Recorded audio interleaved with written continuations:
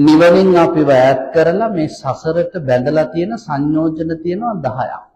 මොනවද සංයෝජන 10?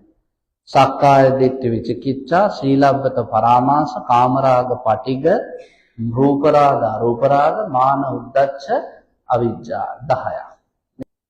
පහක් ඕරම් භාගීය, පහක් උද්දම් භාගීය. ඕරම් භාගීය කිව්වේ පහළ ලෝකවලට අපිව ඇදලා බැඳලා තියෙන ඒවා. ඒ කියන්නේ මේ මනුෂ්‍ය ලෝක, දිව්‍ය ලෝක.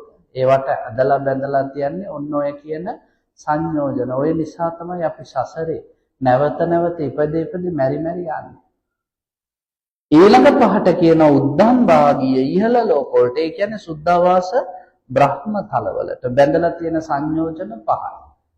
එනම් පහළ ලෝකවල පහ මොනවාද? සක්කාය දිට්ඨි, විචිකිච්ඡා, සීලබ්බත පරාමාස, කාමරාග පටිඝ. දැන් මට කියන්න සෝවන් වෙනවා කියන්නේ මොකක්ද? සක්කාය දිට්ඨි, විචිකිච්ඡා, සීලබ්බත පරාමාස කියන සංයෝජන තුන යම් කෙනෙක් නැති කළා නම් අපි යාට කියනවා සෝවාන්. ඊළඟට තියෙන කාමරාගය සහ පටිඝය තුනී කළාම, ඒ කියන්නේ නැති කරන්නේ නැහැ, තුනී වෙනවා. එහෙම තුනී වුණාම යාට කියනවා සකෘදාගාමී. ඒ තුනී වෙච්ච කාමරාගයයි පටිඝයයි සම්පූර්ණයෙන්ම නැති කරාම අපි කියනවා අනාගාමී. ඒ කියන්නේ අනාගාමී කෙනා ගාව නැත්තේ සංයෝජන පහයි.